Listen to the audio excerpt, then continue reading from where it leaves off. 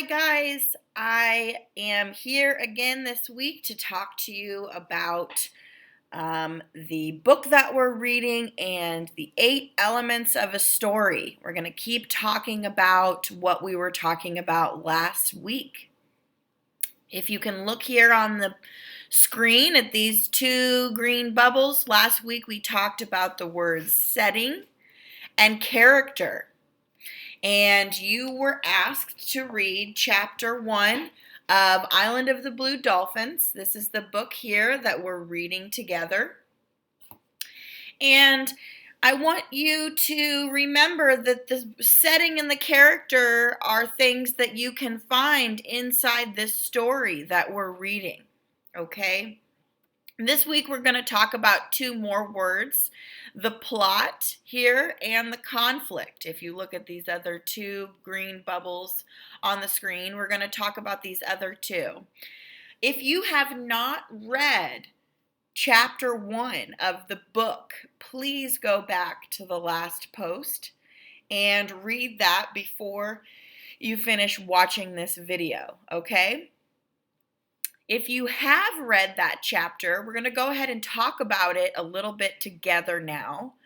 As we talked about before, remember each week you're going to have 1 video like this one, maybe 2.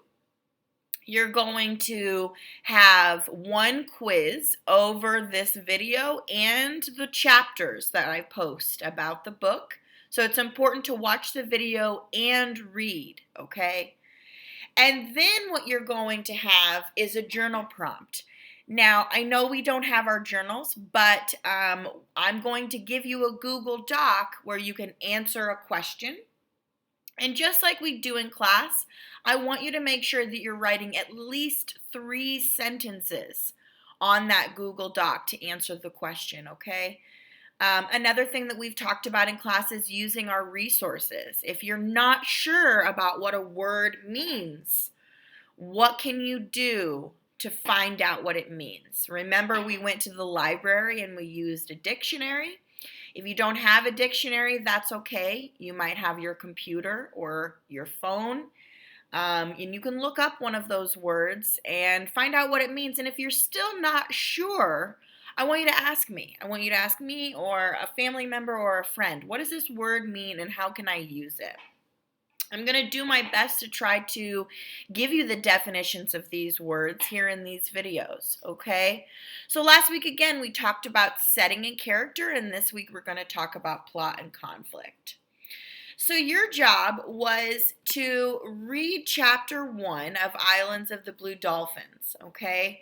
I want you guys to tell me what you think. What did you think about this first chapter? There was kind of a lot that already happened in just a short period of time, right? So the first thing we can think about is the setting and the characters. Where did this story take place? Where is it taking place? It kind of talks about it in the first chapter. It describes the environment that the characters are in. Remember, the setting is where and when a story is taking place. So where and when is this story taking place? Now remember, the characters are who the story is about. Who is this story about?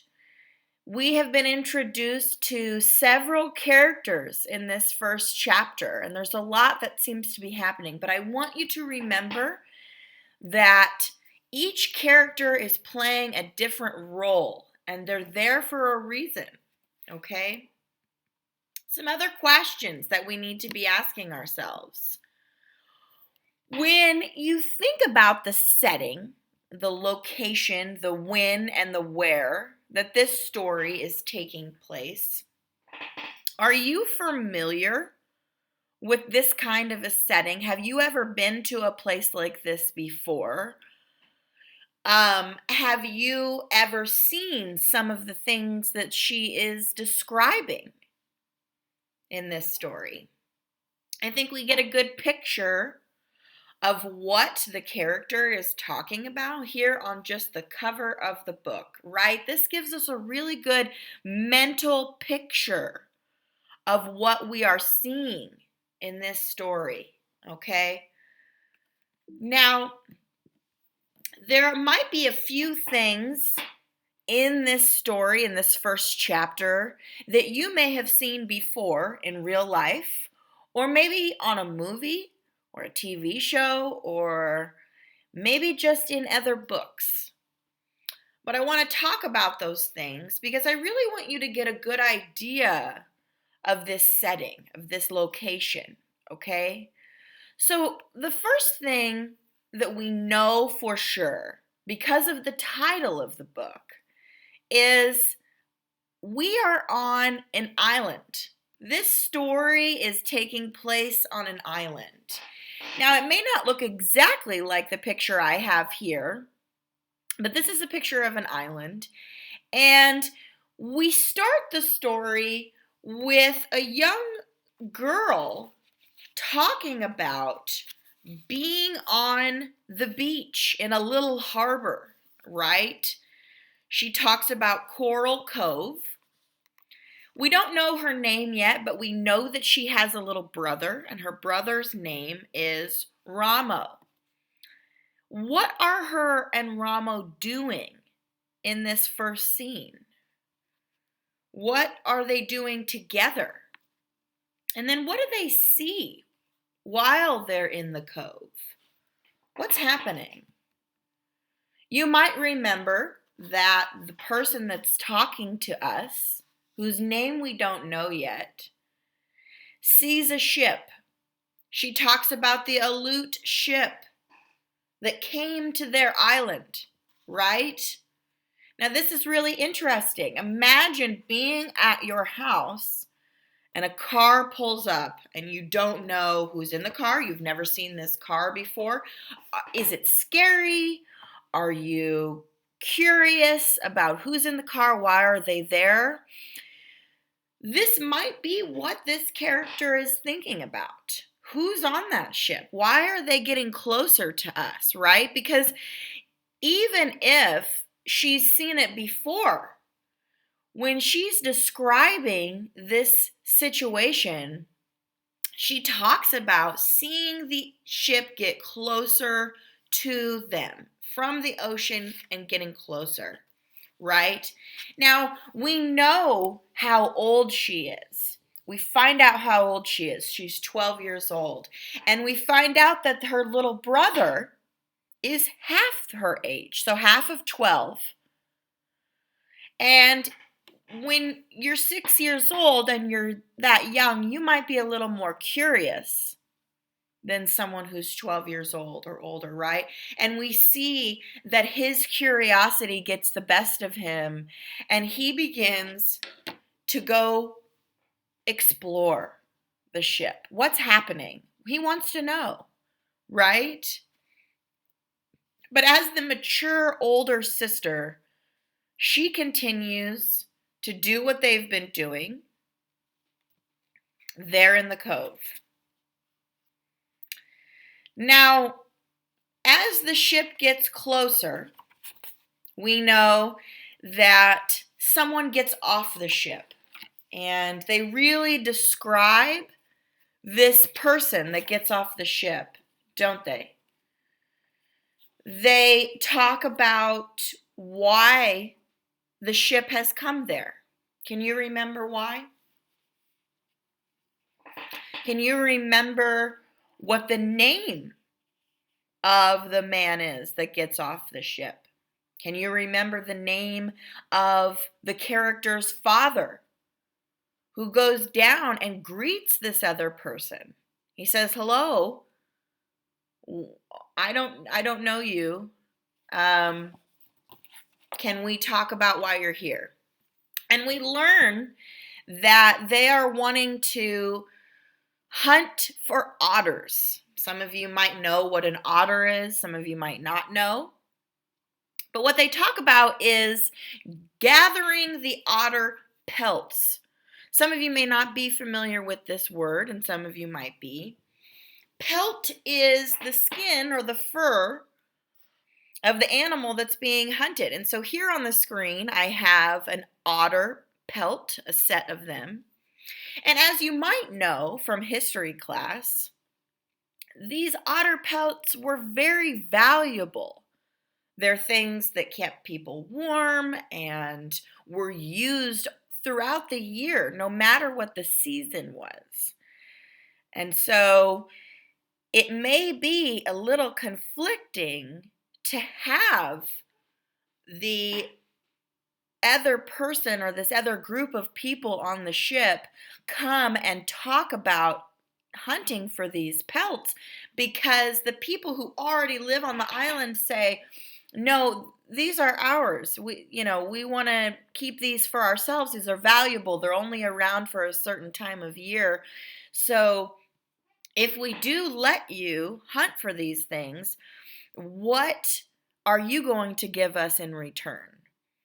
Right? And we know from history class and from other discussions that sometimes when money didn't exist, goods were traded. Things that were of good use, things that could be used, were traded because people didn't have money. So what were they going to give in return? And do you think this was a good idea? Do you think this was a good idea to let this new group of people stay on the island? It's really important to be thinking about what is going to happen next, right? Because every author that writes a story or tells a story doesn't introduce characters or a situation for no reason at all. There's always a reason. Why did this author introduce these characters? What kind of a feeling do you get when you're reading about these characters? Do you feel like they're good? Do you think that they'll be helpful? Are they all going to work together? What's going to happen? So, as we're thinking about those things, again, I want you to be thinking about the setting and the characters. Think about that island. Have you ever been to an island before? Have you ever been to the beach and felt the sand? What's that setting like? And who are these characters? Who is the person that's telling this story to us? Do we know anything about her yet? So going forward, we're going to talk about a couple of new words, a couple of these green bubbles that I have here at the beginning. I mentioned we're going to talk now about the conflict and the plot. Think about those words. Say those words out loud. Plot, conflict. All right. Now, you may be familiar with these words. You may have heard them before, or you may not have, and that's okay. We're going to talk now about what the word plot means. This is the third element out of the 8 elements. The plot is the events that occur throughout a story. Now, you might remember me talking about how no author ever does something for no reason at all, right? When you are telling a story to someone, well, yesterday I was in the cafeteria and I ran into this girl that I don't really like very much. Did you bring up that part in the story for a reason? Why are you telling us this? That's what you have to ask when you're thinking about the plot. Think about your favorite story. Last week we watched the introduction to Spider-Man. What happens in Spider-Man?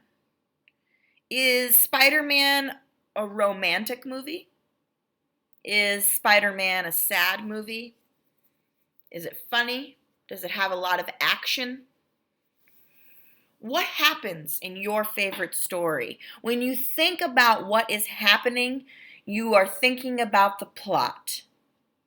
So when we put all of these elements together, you have a setting. You think of the setting as the base, right? Where is this taking place? Thinking back to the story I just told.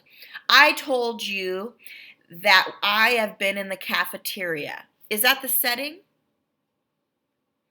Who are the characters in that story? Who are the characters in our story?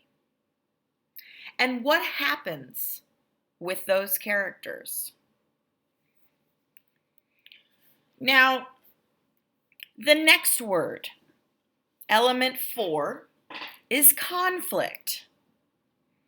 You cannot have a plot without a conflict. Now, some may believe that the word conflict has a negative connotation. It may mean something bad. Even the picture that I have posted here for conflict can be seen as something bad. But I want you to know that conflict is not always bad. We read and tell happy stories all the time. Last week we talked about Khalid, one of my favorite musicians, and how he sings songs sometimes about falling in love. That can be a happy topic. Now, Miss Brooke, you've said that every story has a conflict. How can a happy story have a conflict? In a story where someone is romantically interested in another person, the conflict might be, well, the person I'm in love with doesn't love me, or they don't know that I love them yet, or maybe that person that I'm in love with is in love with someone else. Maybe it's something as simple as, where are we going to go on our first date? Or how am I going to get this person's phone number? Those are examples of conflicts. In this first chapter of Islands of Blue Dolphins, we see a conflict right away. Almost immediately, we see several conflicts. We see that our main character, the person telling the story, is conflicted by her brother's immaturity. He wants to go see the ship that's coming in, and she says, you haven't seen everything in this world. You don't know if that's dangerous or not. But ironically, we see that she is conflicted too, because she now wants to go see what's happening once the ship has arrived to their island. I want you to think about your favorite story. Think about your favorite movie or book or song. What is the conflict? What kind of obstacles are the characters facing? Where is this happening? These are all important pieces of every story. And I'm going to continue to use this story that we're reading to talk about these elements. Okay? So a couple of things that I want you to think about. We know that our main character, Karana, is a 12-year-old girl on this island. Is she a responsible person? Do we know what the word responsible means? What does it mean to be responsible? Now, if you believe that Karana is responsible, how do you know that? What kinds of things in this story are telling you that she is responsible? If she's not responsible, if you think that she's not responsible and irresponsible, how do you know that? Tell me how you know. And the way that you're going to tell me is by opening Google Classroom, right where you found this video. There's going to be a blank Google document, and on there I have written this question: is Karana responsible? And what does it mean? How do you know? And I want you to answer that question here on this Google Doc. Okay? That's what you're going to be working on next. Now, as I mentioned, every week you're going to have a video like this. You're going to have a Google Doc where you can write to answer some questions. You're going to have chapters to read from the book that we're reading together. And you're going to have a quiz. Like I said before, I think it's a really good idea to consider creating your own routine. Don't try to do all of this at one time because it might feel overwhelming. It might feel like I've given you a lot of work. But if you split it up between days, it's going to seem a lot easier. It's going to feel a lot more familiar because when we're in the classroom, I split up these discussions and these assignments throughout the course of a whole week. So Monday we might have this discussion, and then Friday we might take the quiz. Just like we do in the classroom, I think that's something that you should try to practice while you're at home during this time that we have online classes, so you don't become overwhelmed. Just remember that everything in my class is going to be due on Fridays. If you have questions, if you're confused about something or you need something, my phone number and my email are posted inside Google Classroom. Don't forget that you can call and text me or message me, email me anytime. I'll be happy to help you through this assignment, all right? Thank you guys so much for watching this video and taking the time to learn about these things. I hope you have a good day. Stay inside. Wash your hands. Bye, guys.